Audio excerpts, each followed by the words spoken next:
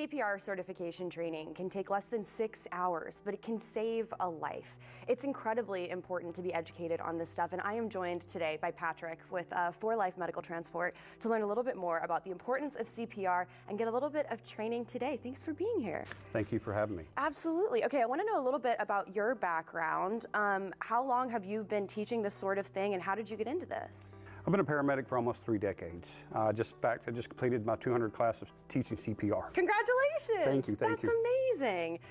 Okay, so CPR, we've all heard of it and seen it in like the movies, but what's the point of doing CPR? What's the purpose? Well, the key purpose for doing CPR is keeping oxygenated blood to the brain. A lot of people think CPR restarts the heart. It does not. And all we want to do is keep that brain oxygenated, so if we can get a pulse back and get you back sitting up at the hospital and talking, you're your normal self. Something that people may be worried about is disease transmission. You know, if I'm doing CPR, maybe I'm going to catch a cold or catch the flu from someone. What do you say to someone who may have that concern? Well, I tell them, because the way we're going to be teaching CPR today is going to be hands only. So we don't have to worry about the rescue breaths. And by eliminating the rescue breaths, per the CDC indicated there's been very few disease transmission globally from just doing hands-on CPR. So hands-on CPR, the risk is extremely low. During a conventional CPR class, you will use a BVM, which is called a bag valve mask. This is typically what EMS and first responders would use. Okay. Then we have a pocket mask. This is what typically a layman person may carry in their car, but less and less. Then we have what we call a keychain, and this is what it looks like as it comes out. Okay. And it allows us to put over the face. So the AED is an automatic external defibrillator, and what it actually does is, say your cell phone is glitching, and this is what happens to the heart. It glitches and gets out of sequence. The AED shocks the heart, stops it, and hopefully the electrical impulse inside the heart will restart it back. So let me show you in less than 90 seconds how to do CPR. Let's do it. So let's repeat. Well, first thing we want to do is we want to make sure the scene is safe. If you feel the scene is safe, now let's come up and do tap and shout. Hey, hey, are you okay? Hey, hey, are you okay? The patient does not respond. What you need to do is call 911 if you're by yourself right now. And if there's someone else in the room, you need to point at them or name them and say, hey, you, hey, go call 911. When you get done, come back and tell me that you called 911. Now, if you're at a workplace, they need to call 911 and get an AED and bring it to you. Okay. So now let's start CPR. Easiest way we want to do is we want to take our hands, interlace them with the heel of your palm. You want to lay across the chest. You want to press no more than 2 inches deep. So I'm going to do a demonstration. You'll hear it click. That's 2 inches. Okay. We're going to do it at a rate of between 100 and 120. And you will continue CPR. We don't do any mouth breaths at all, or rescue breathing. We're going to do this until first responders arrive. Someone else can take over. Now let's say I'm too tired to continue. So while I'm doing CPR, I'm going to say, hey, I am too tired. Can you take over? So you're going to take your hands in your palms, put it in the center of their chest, lock your elbows out, and you're going to continue over. A little faster. There you go. Now, if you're too tired to continue, I can take over from you. Okay, and then the other thing is too, you know, it's to the beat of Staying Alive or Crazy in Love by Beyonce. Those are few songs that we do teach by. So that's good. Keep it in your mind. Probably not the time to be jamming out to Beyonce, but if you need to, you know, if it helps to remind you the speed.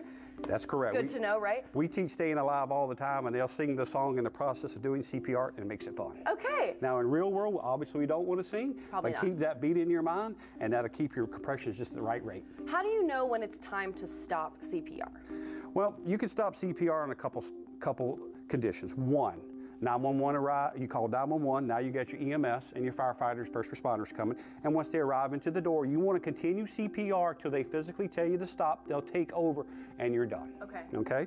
Number two, if your scene becomes unsafe, for example, you notice an electric wire here, or there's some type of domestic violence or situation coming in and you don't feel comfortable, you need to leave. All right? And number three, if you just become too exhausted, if you get to the point where you just physically cannot exert anymore, you can stop CPR. Okay.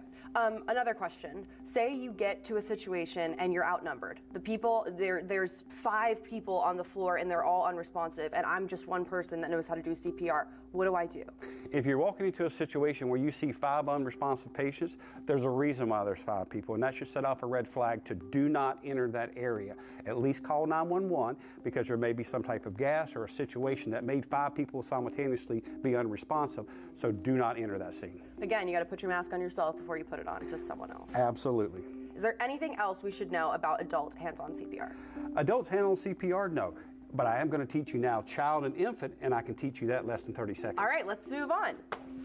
So with child CPR, I'm going to show you how to do it and let you take it over. Okay. It is almost the same as the adult scenario, except for one hand.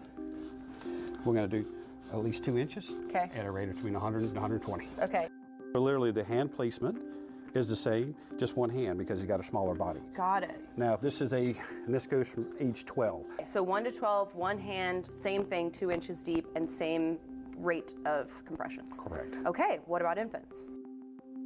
All right, here's infants. Infants, little baby. So little babies, and this is from birth to 1 year old. So the same scenario is, hey, are you okay? Want to find out unresponsive. Now infants, you want to tap them on the bottom of the feet because they're more ductile and they're able to feel it a little better. Okay, So okay. tap them on their feet, rub their feet, and if you can't, you can pinch their little arm. If there is no response, we call 911 and say, Okay. we realize we need to start CPR. Now with CPR, what we can do is turn the infant around.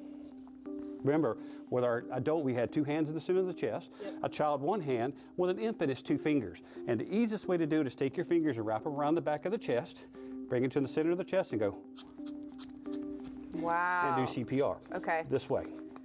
If you want to bring this child, for example, if they're a long distance away, you can continue to walk with this child or this infant by doing 2 fingers in the center of the chest, and now you can walk.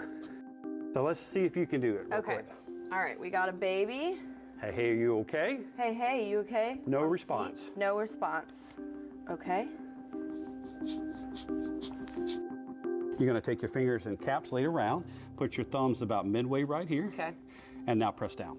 Now you want to press down about 1/3 of the chest height, So much softer than. a little softer.